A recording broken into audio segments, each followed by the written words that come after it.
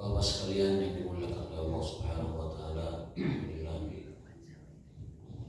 pagi hari yang berbahagia ini dengan inayah dan taufik Allah Subhanahu wa taala kita masih diberikan panjang umur, masih diberikan kesempatan, diberikan usia, diberikan kehidupan untuk kembali menunaikan salat subuh berjamaah di pagi Jumat yang afdal ini. Rasulullah SAW mengatakan dalam hadisnya yang maknanya adalah sebaik-baik sholat adalah sholat fardu yang dilakukan berjamaah di waktu subuh di hari Jumat. Jadi seafdal-afdalnya sholat adalah sholat fardu dilakukan berjamaah di waktu subuh di hari Jumat. Jadi sholat yang sekarang barusan kita lakukan itu adalah afdalu as-sholawat, seafdal-afdalnya sholat. Mudah-mudahan Allah menerima sholat kita. Amin ya rabbal alamin. Kita lanjutkan tema kajian kita, yakni nutrisi hati ya kemarin ya. Jadi nutrisi hati ataupun vitamin hati, hal-hal yang dapat menghidupkan hati kita. Yang dapat mematikannya sudah sebelumnya. Sekarang asbabu hayatil qalbi, sebab-sebab yang menjadikan hati kita hidup. Yang baru kita bahas kemarin adalah zikrullah, zikir kepada Allah. Yang kedua tilawatul Quran, membaca Quran. Yang ketiga istighfar. Yang keempat doa. Yang kelima sholawat kepada Nabi. Yang keenam qiyamul lail. Itu 6 hal yang dapat menyebabkan hati kita menjadi hidup. Hayatul qalbi, hatinya menjadi hidup. Wa'adhiyatuhun nafi'ah. Jadi ini kalau kita terjemahkan sebab-sebab hidupnya hati dan juga nutrisi atau vitamin untuk hati yang bermanfaat. Apa saja yang bisa kita. Yang baru kita bahas adalah zikrullah. Ya, nutrisi hati yang pertama adalah zikrullah. Namun itu pun belum tamat, kita lanjutkan sekarang.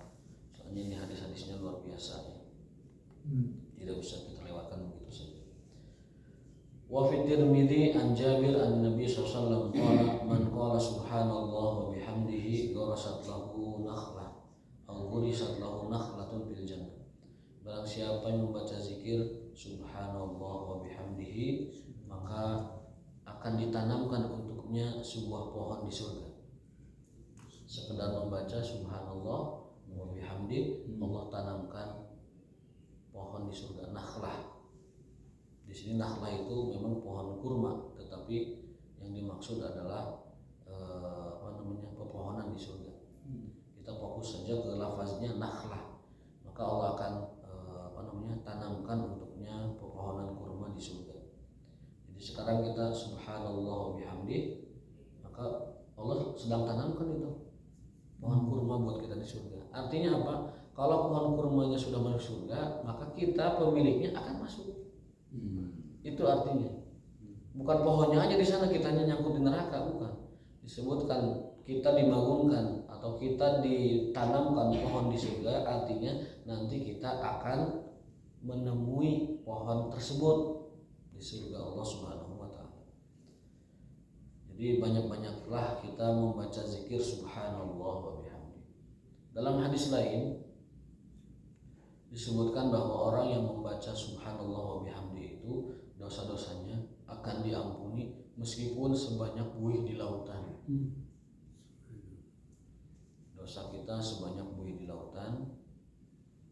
Buih di lautan kan nggak terhitung ya banyaknya. Tetapi dengan kita dawam terus membaca zikir subhanallah wa bihamdi, maka dosa sebanyak itu akan Allah bersihkan, akan Allah hilangkan. Jadi dua faidah saat kita membaca subhanallah wa bihamdi.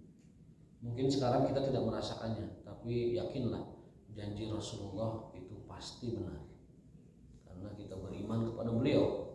Beliau mengatakan barang siapa yang membaca subhanallah wa bihamdi, dosa-dosanya akan diampuni dan akan ditanamkan untuknya sebuah pohon di surga, pohon kurma. Itu membaca subhanallah wa bihamdi. Kalau 100 kita tiap hari subhanallah wa bihamdi, berarti tiap hari kita nanam pohon kurma 100 di surga. Nanti kita panen di sana di surga. Bukan berarti pohonnya masuk, kitanya enggak. Yang dimaksud oleh Nabi ini maksudnya kitanya masuk. Seperti hadis begini, Rasulullah SAW menyebutkan Bilal bin Rabah itu sendalnya sudah ke surga.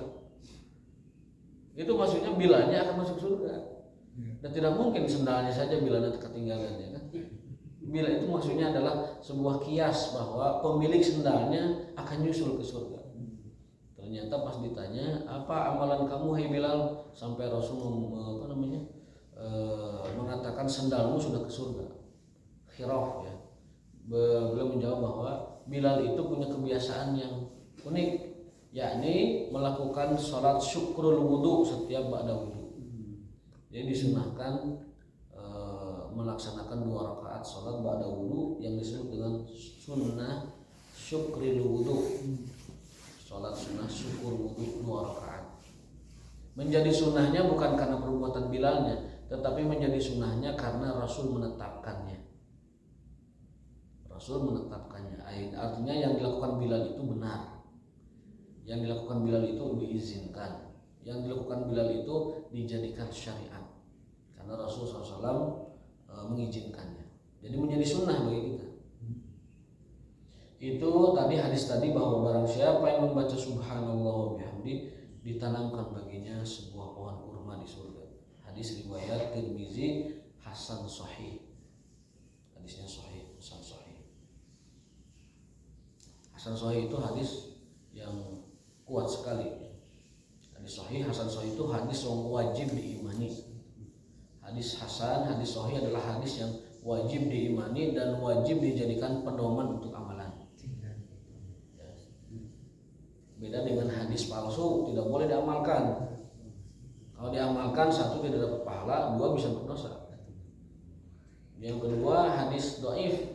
Hadis dhaif itu hadis yang boleh dipakai dalam urusan-urusan motivasi, akhlak, adab, boleh dipakai.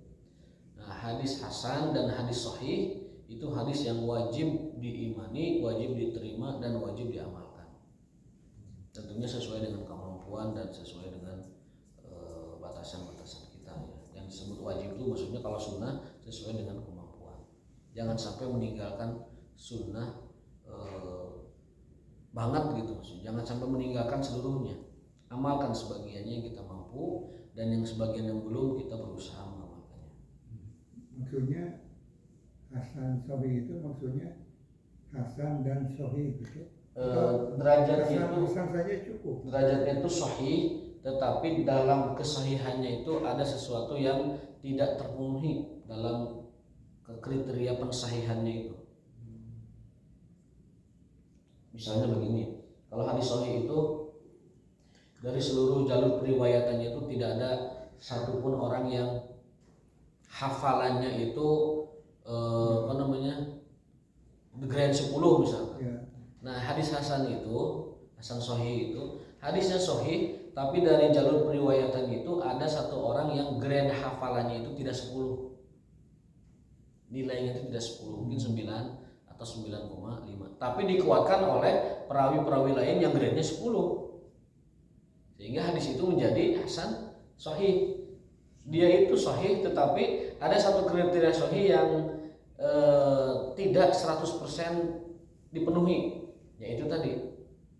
Jadi kalau ada satu hadis jumlah periwayatnya 10 dan grade-nya A semua, nah ini ada yang 1 dari 10 itu yang tidak grade-nya A dalam hafalannya. Tetapi itu di backup oleh hadis lain, riwayat lain yang meriwayatkan hadis yang sama tapi grade-nya A. Jadi ya apa namanya? Ya sahih. Hanya dalam istilah Imam Tirmidzi ada kategori hasan sahih. Di Bukhari tidak ada hasan sahih. Di Muslim tidak ada hasan sahih, tapi di Tirmidzi beliau dalam teori ilmu hadis semacam memberikan terobosan baru, ada yaitu hasan sahih. Jadi wajib hadis yang wajib kita terima karena derajatnya sahih, hanya saja tidak tidak seperti sahihnya yang ada di Bukhari atau di Muslim yang 100% itu syaratnya terpenuhi. Kalau yang di Tirmidzi itu tadi hanya kurang sedikit saja, itu pun di backup dengan para perawi lain yang kuat. Wa qala Ibnu Mas'ud radhiyallahu anhu li'an usabbiha Allah ta'ala tasbihatin ahabu ilayya min an unfiqa adadahum dananir fi sabilillah. Demi Allah, lebih baik aku bertasbih kepada Allah dengan beberapa ucapan tasbih, subhanallah, subhanallah. Itu lebih aku cintai dan lebih aku sukai ketimbang aku berinfak, bersedekah dengan sejumlah itu uang emas di jalan Allah Subhanahu wa taala. Ibnu Mas'ud ini sahabat pilihan, sahabat yang oleh Rasulullah SAW disebut sebagai sahabat yang paham Al-Quran, yang mengerti Al-Quran, sama dengan Ibnu Abbas. Ibnu Mas'ud ini dengan Ibnu Abbas ini bisa dikatakan satu level, ulamanya sahabat. Ibnu Abbas itu di Madinah, Imam Ibnu Mas'ud itu di Irak setelah sepeninggalnya Rasulullah. Makanya ada dalam fikih itu ada dua mazhab, mazhab Ibnu Mas'ud, ada mazhab Ibnu Abbas. Ya kalau kita kerucutkan guru-guru ilmu para sahabat itu dan para tabi'in itu mengerucut, ada dua aliran, ada aliran Ibnu Abbas, ada aliran Ibnu Mas'ud. Ibnu Mas'ud itu di Irak, kemudian Ibnu Abbas itu di Madinah. Dan keduanya itu ada sahabat yang menjadi rujukan ilmu. Ibnu Mas'ud mengatakan, demi Allah sungguh bagiku bertasbih lebih aku sukai, lebih aku cintai daripada berinfak dengan jumlah yang sama tasbih itu uang-uang emas, dananir, dinar. Dan itu pun di jalan Allah Subhanahu wa taala. Maksudnya apa? Lebih baik aku membaca tasbih ya ketimbang berinfak dinar di jalan Allah taala. Artinya apa? Derajat berzikir, derajat bertasbih itu adalah lebih tinggi, lebih mulia dari berinfak dinar fisabilillah. Ya sempurnanya dua-duanya, zikirnya diamalkan, sedekahnya diamalkan, itu sempurna. Tapi kalau harus memilih, ya tentunya zikir tetap di atas. Zikir itu tetap di atas. Nah, wa dzikru dawa'un liqaswatil qulub. Zikir adalah obat untuk kerasnya hati. Zikir adalah obat kerasnya hati. Kama qala rajulun lil Hasan Al-Basri, beliau mengatakan asyku ilaika qaswata qalbi. Wahai Imam Hasan Al-Basri, ini Imam Hasan Al-Basri tabi'in, muridnya para sahabat. Wahai Imam, aku mengeluhkan kerasnya hati. Lalu Imam Hasan Al-Basri mengatakan azimhu bidzikr, cairkan dengan zikrullah. Jadi ada orang merasa hatinya itu keras, ilmu susah masuk, emosi bawaannya, rudat bawaannya, hidayah tidak masuk. Orang belajar dia nggak betah, gitu kan. Kemudian teguran nasihat tidak mempan, ya. Mendidik anak merasa rudat dan pusing. Pokoknya hati itu keras, tidak merasakan nikmatnya ibadah, tidak merasakan nikmatnya amal soleh. Maka kata Imam Hasan Al-Basri, adzibhu bidzikr, cairkan itu dengan zikrullah, cairkan dengan zikir. Berarti ada masalah dengan zikirnya, kurang berzikir. kurang berzikir, tasbihnya kurang, tahmidnya kurang, sholawatnya kurang. Itu pasti penyebab keras hati itu dari situ, zikirnya kurang. Waqala Makhul zikrullah syifa, zikir kepada Allah atau zikrullah adalah syifa, obat. Wa zikrun nasi daun, dan zikir manusia itu penyakit. Apa zikir manusia itu? Nyaritakeun we manusia. Kalau zikrullah kan nyebut-nyebut Allah. Nah, kalau zikrun nas itu menyebut-nyebut manusia. Zikrun nas, ada zikrun nas, Pak. Ada zikrullah, ada zikrun nas. Zikrun nas itu kalau dia menyukai seorang tokoh, diceritakan tokoh itu. Gitu. Wah, pejabat ini mau ceritakan kebaikannya, gerak-geriknya, kemudian kebijakannya, kemudian segala macam lah si tokoh itu teh. Itu namanya zikrun nas. Nah, zikrun nas itu hanya akan mendatangkan daun, penyakit. Kalau yang diceritakannya baik, tidak menambah apa-apa buat dia. Kalau yang diceritakannya buruk, jadi ghibah buat dia. Kalau yang diceritakannya bohong, jadi fitnah buat dia. Maka kata beliau, zikrullahi syifa, zikir kepada Allah itu obat, dan zikrun nasi da, zikir kepada manusia itu adalah penyakit. Nah, akhirnya tinggal milih mau zikrullah mau zikrun nas. Penyakit aib, Pak. Penyakit segala macam, penyakit hati, penyakit fisik, penyakit akhlak, itu bermula dari itu, zikrun nas, menyebut-nyebut manusia terus. Termasuk orang hasad itu juga zikrun nas sebenarnya. Orang dengki, orang hasad itu pada dasarnya masuk kategori zikrun nas. Oh si anu, beli rumah baru ya. Oh si anu beli mobil baru ya. Oh si anu, tapi ada dalam hatinya itu hasad, itu zikrun nas, menyebut-nyebut tentang manusia, baik tentang dirinya atau tentang hartanya atau tentang keluarganya atau tentang segala macam. Itu namanya zikrun nas. Zikrun nas hanya membawa penyakit, dan zikrullah mendatangkan obat. Qala rajulun li Salman ayyul a'mali afdal. Seorang laki-laki bertanya kepada Salman, di sini Salman Al-Farisi, apa amalan yang paling afdal? Kemudian beliau menjawab, zikrullah. Kenapa? Karena aku dapati dalam Quran wala dzikrullahi akbar. Itu sering diingatkan oleh para khatib di saat khutbah Jumat. Fadhkurullaha yadhkurkum washkuruhu ala ni'amihi yazidkum wala dzikrullahi akbar. Dan mengingat Allah, zikir kepada Allah adalah sesuatu yang akbar, yang paling besar. Artinya tidak ada amalan yang melebihi melampaui zikrullah subhanahu wa ta'ala. Wa fi sahih al-Bukhari, dalam sahih Bukhari beliau menuturkan an Abi Musa, dari Abi Musa al-Asy'ari radhiyallahu anhu, dari Nabi sallallahu alaihi wasallam, beliau bersabda, hadis sahih, masalul ladzi yadhkuru rabbahu wal ladzi la yadhkuru rabbahu masalul hayyi wal mayyit. Perumpamaan orang yang berzikir kepada Allah dengan yang tidak berzikir kepada Allah seperti perumpamaan orang hidup dan orang mati. Orang yang tidak berzikir, tara zikir, tara sholawat, tara membaca kalimat thayyibah, itu seperti mayit. Kata Nabi SAW, bukan kata saya. Dan orang yang senantiasa berzikir itu orang hidup. Jadi kalau ada orang mati, tara zikir, kalau ada orang tara zikir, itu pada hakikatnya dia itu dianggap orang mati sebenarnya. Orang yang tidak berzikir itu pada hakikatnya orang mati. Dan orang yang berzikir adalah orang yang hidup. Tinggal kita pilih mana. Kita orang geus payah atau masih hirup. Lamun geus payah berarti memang tara zikir. Lamun orang masih hirup, tandana orang masih berzikir. Artinya kita hidup kita mati teh patokannya itu zikir. Ya Allah, kalau seandainya aku mati, aku takut mati itu karena apa? Karena tidak ada kesempatan zikir kepadamu. Dan kalau aku masih diberikan usia, maka itu kesempatan terbaik aku berzikir kepadamu. Jadi kalau kita sedih kita ini harus mati, itu pun karena sedih kita sudah berhenti zikrullahnya. Ya, kita tidak mau mati cepat karena kita tidak mau berhenti dari zikrullah. Kalau kita meninggal, zikrullahnya selesai. Nah, kita tidak mau.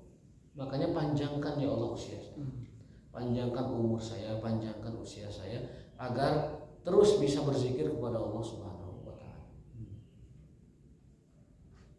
Nah, itu kata Nabi SAW, yang zikir dengan yang tidak zikir bagaikan yang mati dengan yang hidup. Berarti utara zikir mah kantu disolatkeun. Utara zikir kantu disolatkeun. Kadangnya Allah disolatkeun, dizikirkeun. Soalnya tara zikir mah dizikirkeun. Ya, dia perumpamaan seperti orang mati. Itu hadis sahih Bukhari ya, hadis sahih. Wa fi Tirmidzi an Abdullah bin Bishr anna rajulan qala ya Rasulullah inna abwabal khairi katsirah ya Rasul. Asal loba teuing kitu amalan kebaikan teh loba. Nya salat puasa zakat dengan sunah-sunahnya ya. Inna abwabal khair katsirah ya Rasulullah, pintu kebaikan, amal kebaikan teh banyak banget. Seueur pisan. Wala astati'ul qiyamu bikulliha. Saya tidak sanggup melaksanakan semuanya. Sok ayeuna mun urang nurut di waktu maghrib ka subuh, amalan naon wae anu disunahkeun dia lakukeun. Selain maghrib isya, tilawah, qiyamul lail, tahajud, witir, kemudian membaca Quran di sepertiga malam, faqra'u ma tayassarul Quran. Kapan? Fi sulusil akhir minal lail, di sepertiga akhir terakhir. Doa, kemudian membaca kalau kita punya ilmu, mengkaji ilmu atau dari maghrib ke subuh saja itu amalan sunnah itu banyak. Tapi apakah kita lakukan? Itu paling witir hukum, lagi isya witir lagi. Itu pun hanya ba'da isya, karena menjaga supaya subuh kalau kita telat itu sudah sholat witir aman. Kalau nanti bangun sebelum subuh Anda masih waktu tahajud lagi, silahkan. Ba'da isya, ba'diyah, setelah ba'diyah witir langsung 1 rakaat atau 3 rakaat. Kalau nanti bangun alhamdulillah langsung tahajud. Witir lagi enggak usah, mau witir lagi tafadhol. Jadi sedekah witir yang pertamanya. Jadi aman buat kita. Tapi kalau ba'da isya belum witir, kita labas sampai ke subuh, rugi sekali. Karena Nabi mengatakan tutuplah malammu dengan witir. Jadi kalau kita belum witir, seolah kita belum menutup malam. Nah, kata sahabat ini, ya Rasulullah, amal saya, kehadian, kebaikan itu banyak sekali. Saya tidak sanggup melaksanakannya. Fa akhbari, lalu Nabi memberi kabar, memberi perintah kepada saya bima syi'ta atasyabbasu bihi walatu. Ya Rasulullah, fa akhbirni bima syi'ta. Kasih saya resep ya Rasul. Terserah engkau ya. Yang aku bisa jaga terus menerus. Karena tadi aku tidak sanggup melaksanakan kebaikan sebanyak itu. Ada nggak tips atau resep saya bisa jaga terus karena saya tidak sanggup melaksanakan banyak kebaikan? Kata Nabi SAW, ya, bahkan ini sahabat ada tambahannya. Wala tuksir alayya, tapi Rasul jangan banyak-banyak tipsnya. Ibadah teh geus loba, sunnah teh geus loba. Atau kasih tahu resepnya yang singkat, tapi jangan panjang-panjang, jangan banyak-banyak ya Rasul. Nawar sahabat ini kan, ulah nu panjang ulah nu seueur eta resepna teh. Nah kata Rasul, la yazalu lisanuka ratban bi dzikrillah ta'ala. Gampang, kamu istiqomah saja berzikir. Subuh ke subuh loba sunnah tidak bisa kita laksanakan semua. Subuh ke maghrib banyak amalan tidak bisa kita lakukan semua. Artinya kalau kita membatasi diri hanya dengan sholat wajib saja, kemudian ibadah wajib saja, tambah dengan zikrullah, dengan zikir kepada Allah Subhanahu wa taala. Jadi kalau kita tidak bisa atau tidak mau melaksanakan semua anjuran agama, hanya fokus kepada yang wajib, enggak apa-apa. Tapi tadi kawal dengan zikrullah. Kawal dengan zikrullah. Wajib insya Allah kita tidak ada yang lepas kalau wajib ya. Subuh, zuhur, asar, maghrib tidak ada yang lepas, isya. Nah maka amalannya, karena kita tidak sanggup melaksanakan begitu banyak sunnah Rasul, begitu banyak amalan-amalan anjuran, maka kata Rasul, wasiat beliau yang sangat ringkas, sangat singkat, biarkan lisanmu basah dengan zikrullah. Jaga lidahmu, istiqomah lidahmu senantiasa basah dengan zikrullah.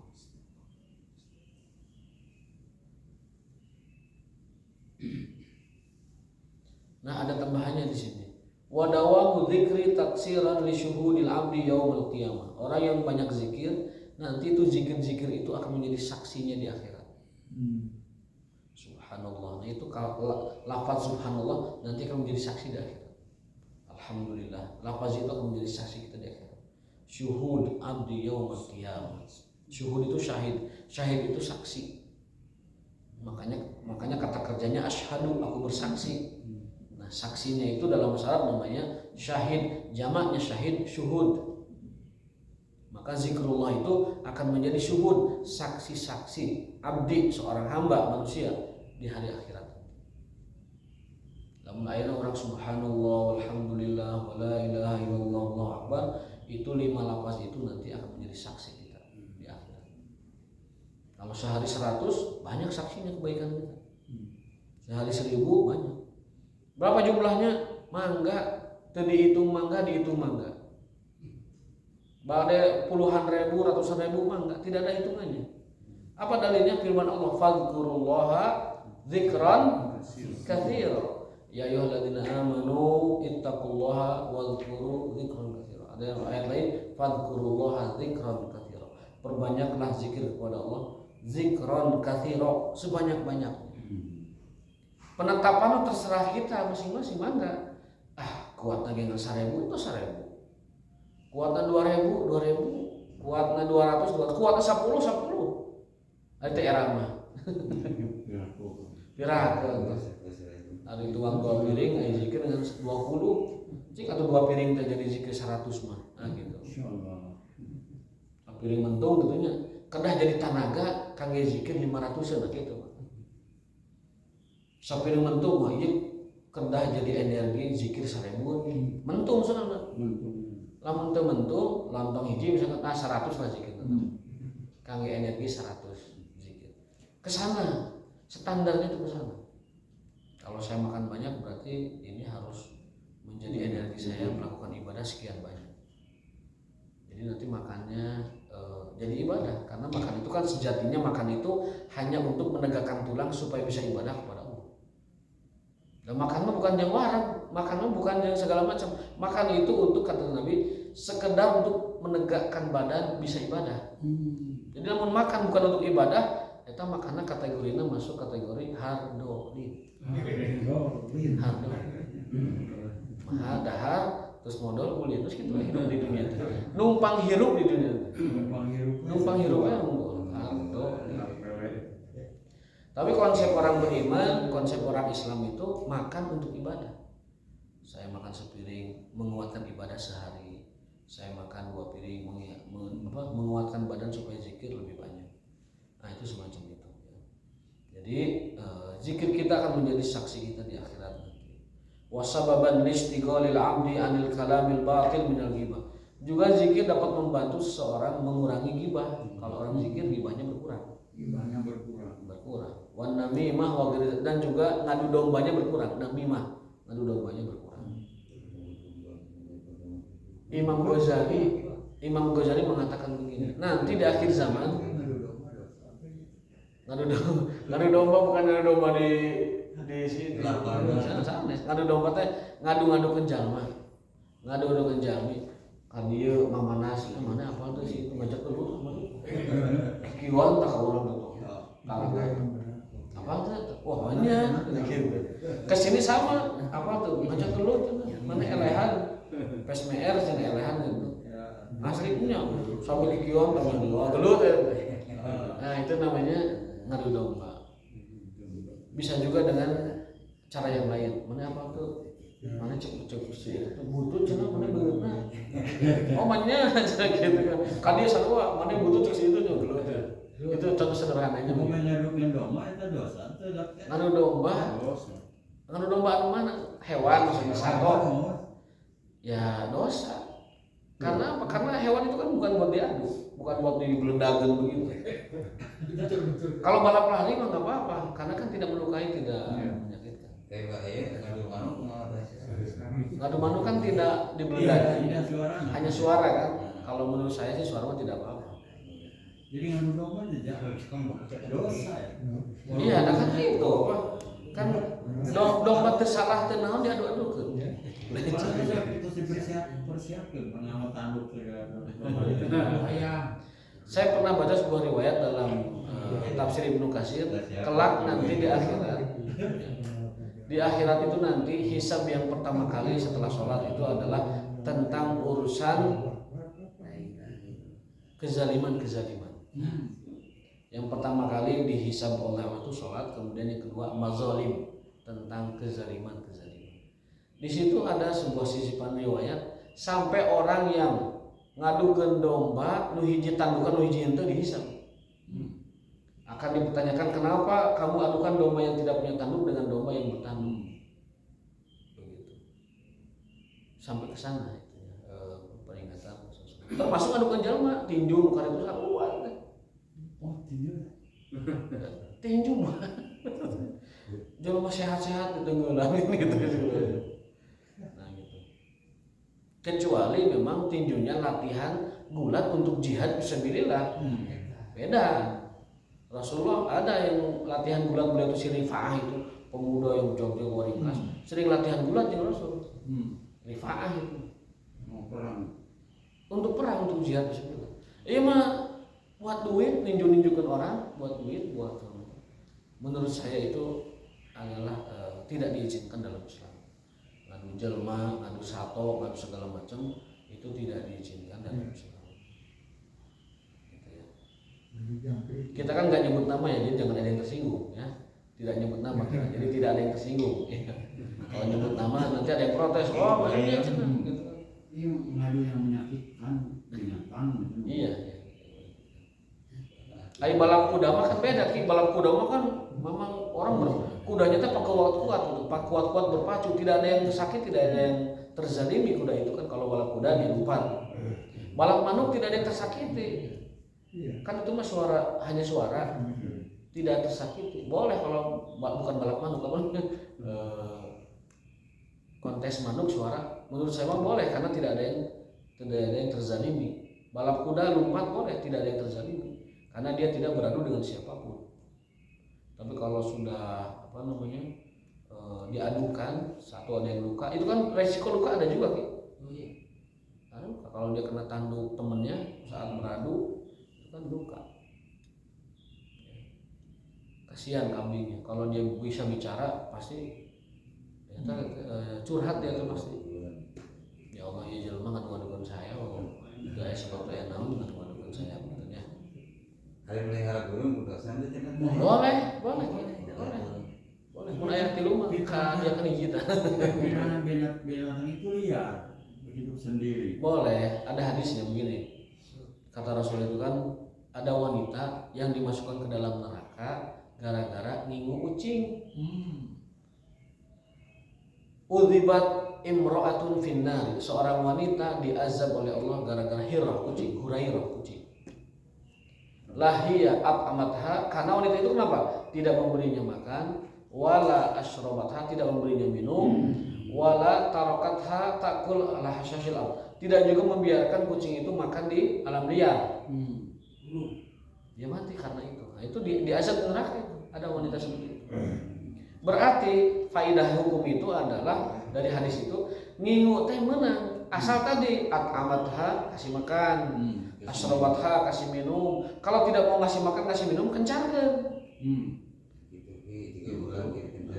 Nah, kalau kita ngingu manuk kasih makan manuknya, kasih minum manuknya. Kalau tidak mau ngasih makan kasih minum, ataupun tidak bisa memberi makan minum kencarkeun. Silakan nih nyari sendiri. Jodoh mas. Tapi Jodoh. Di hadis itu mah ada makan dan minum saja ya. Jodohnya mah mungkin tidak disebutkan. Mungkin include di situ mungkin. Tapi tidak ada contoh bahwa Rasul memelihara burung kan? Tidak ada. Tapi tidak melarang gitu. Tapi tidak Nah, melarang. artinya contohnya yang jadi sunnah Rasul gitu. Kucing mungkin dipelihara sama Rasul ya. Rasul tidak melihara kucing juga. Tidak juga ya. Tidak. Burairah.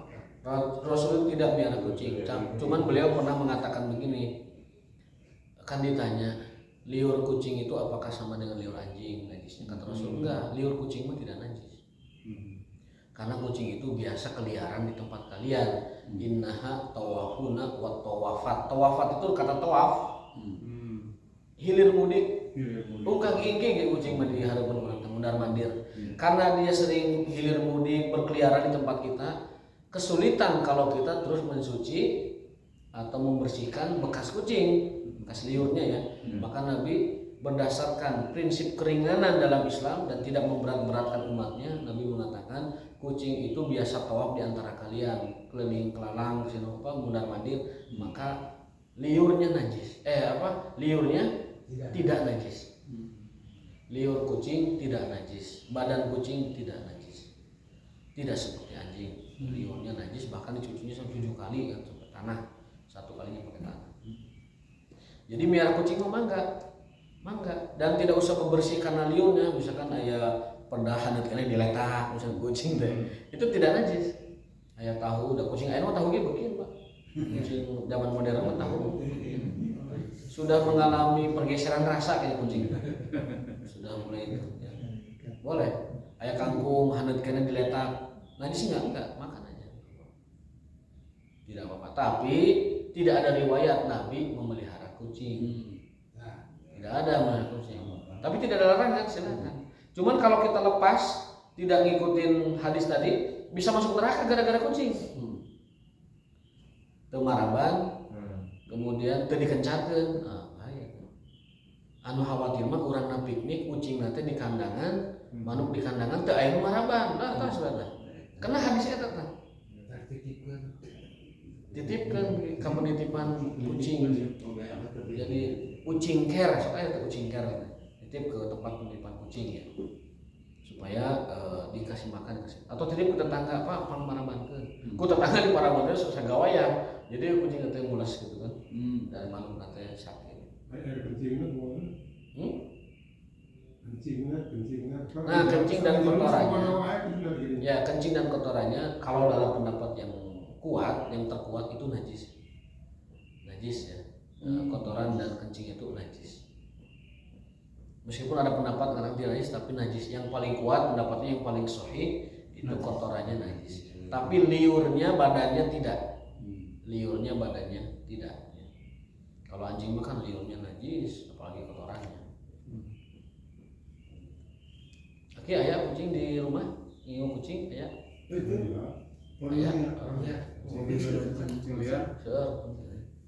Tidak apa-apa, asal tadi kasih makan, kasih minum. Kalau tidak kencarkan, biar dia makan sendiri.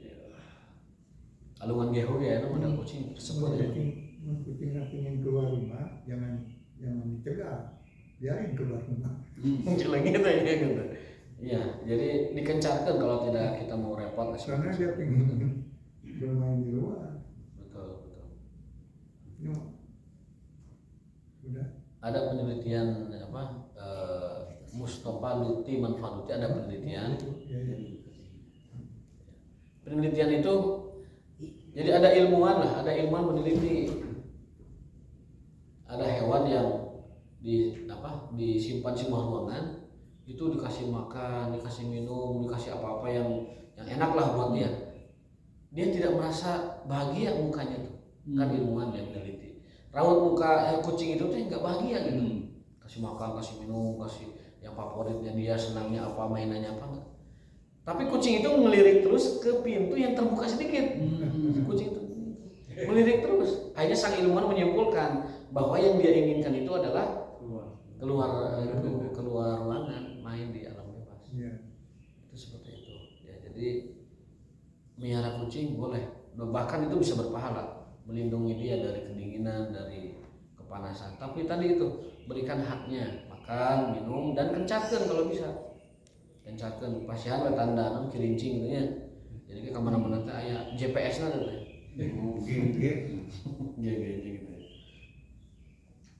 gitu. Dulu ada kisahnya dikit lagi ya. Jadi berit itu lagi musyawarah gimana caranya supaya kalau kucing datang itu ada yang memberitahu, karena ini korban teman-temannya sudah banyak nih. Sudah banyak teman kita yang mati. Gimana cara cek berit musyawarah berit kumaha carana ya? Aya semacam deteksi dini kucing datang kurang bisa menyelamatkan diri. babaturan terus teu aing marawat sadaya gugur di Medan Beurit gugur semuanya. Akhirnya ada yang ngusulkan, oh ieu we urang pasangkeun jengje kerenceng di dina ucingna cek beurit teh. Wah geus sepakat teh aya saurang nu rada kritis. Kela aya nu masangna saha cenah gitu. Kurang mah teu bisa. Nu masangna saha? Sanes teu bisa. Teu wani. Baru masa mungkin tikusnya sudah digerobak gitu kan. Tah eta kacaritakeun di dunia beurit teh kitu gitu.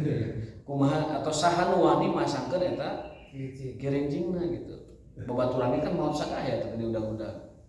Ya, akhirnya tidak jadi dipasang. Pengen teh nyawa turun ke saudara manusia. Eta mah aya ceritanya di buku sanes eta. Ya baik, kita lanjut sedikit lagi. Wa fa imma lisanul dzakir fa imma lisanul lagin. Lisan itu hanya terbagi dua. Lisanun dzakirun, lisan yang berzikir, wa lisanun lagin, lagun, dan lisan yang lalai. Ya. Di hadapan Allah lisan itu hanya dua. Lisanun dzakirun, lisanun lagin. Lagin itu lagun. Lagun itu apa? Lahin itu leha. Lagun itu lalai. Lalai. Makanya supaya Bilal Jumat mah Bilal Jumat itu mengatakan ansitu wasma'u wa ati'u rahimakumullah dan seterusnya. Sebelumnya itu faman takallama faqad lago wa man lago fala jum'a talah. Itu sering dibaca di kampung-kampung itu oleh Bilal sebelum Jumat. Wahai kaum muslimin, kalau idza sa'idal khatibu ala mimbar fala yatakallam ahad wa man yatakallam faqad lago wa man lago fala jum'ata. Sering dibaca itu. Wahai kaum muslimin, jika khatib sudah naik dengarkan baik-baik. Kalau ada yang berbicara maka dia telah lago. Kalau dia lago tidak ada Jumat baginya. Nah, lago itu lagin, lalai. Di hadapan Allah lisan hanya dua, lisanun dzakirun dan lisanun lagin. Lisan zikir dan lisan lalai. Faman futihalahu babul dzikri faqad futihalahu babul dukhul. Orang yang dibukakan lisannya dengan berzikir, maka dia akan dukhul ala Allah, sampai kepada Allah Subhanahu wa taala. Barang siapa yang dilalaikan dari zikir, maka dia tidak akan dukhul ala Allah, tidak akan sampai kepada Allah Subhanahu wa taala. Jadi kalau kita ingin dikatakan sampai kepada Allah, menuju Allah, hadir kepada Allah, maka harus memiliki lisanun dzakirun. Dan orang kalau sudah dibukakan pintunya kepada Allah, maka dia akan dibukakan seluruh pintu kebaikan. Sebaliknya kalau orang itu tidak zikir, maka tertutup baginya pintu menuju Allah dan dia tidak akan sampai ke Allah. Kalau orang tidak sampai kepada Allah, maka tertutup seluruh pintu kebaikan baginya. Mungkin itu kajian kita hari ini, mudah-mudahan ada manfaatnya. Tadi zikir itu subhanallah wa bihamdihi. Kapan kita berzikir dengan subhanallah walhamdulillah wala ilaha illallah wallahu akbar? Kapan saja. Maksud saya mana yang lebih bagus gitu ya? Dengan Dicampur-campur juga tidak masalah. Dicampur-campur, dibolak-balik tidak masalah. Ada hadis subhanallah walhamdulillah wala ilaha illallah. Kata Nabi, bi ayyihinna bada'at. Kata Nabi, dengan yang manapun dimulai, mau dibulak, mau dibalik, kata Nabi, itu afdal. Itu berarti mengandung faidah. Faidah hukumnya itu, zikir itu yang banyak yang kita miliki ini, mau dibaca ini dulu, ini dibalik, terus itu tidak apa-apa. Yang penting menzikir. Perbanyak lagi. Memang ada zikir yang dikhususkan, zikir mutlak, zikir muqayyad, maaf. Seperti subhanallah 33, itu mah zikir terikat, pada sholat 33. Kemudian hamdalah 33, Allahu Akbar 33, itu terikat. Salawat pagi 10, la ilaha illallah syarikalah 100 pagi 100 sore, itu yang terikat. Maksudnya di waktu pagi dan petang. Tapi zikir yang selain itu maka bebas di. Kan zikir ada dua, ada zikir mutlak, ada zikir muqayyad. Zikir mutlak itu zikir yang tidak ditentukan jumlah dan waktunya. Lalu ada zikir muqayyad, zikir yang ditentukan waktu dan jumlahnya. Zikir muqayyad. 33 pada sholat itu zikir muqayyad. Subhanallah atau Allah Akbar dulu Biasa. Tadi hadisnya ya. Subhanallah alhamdulillah Akbar. Dengan yang manapun kamu mulai itu afdal bagi kamu. Bahkan kata Rasul, tidak peduli kau mulai dengan yang mana, dari subhanallah, alhamdulillah, lakukan dari manapun tidak masalah. Yang penting ngasih nanggapnya aja yang Oh, yang paling penting zikirnya.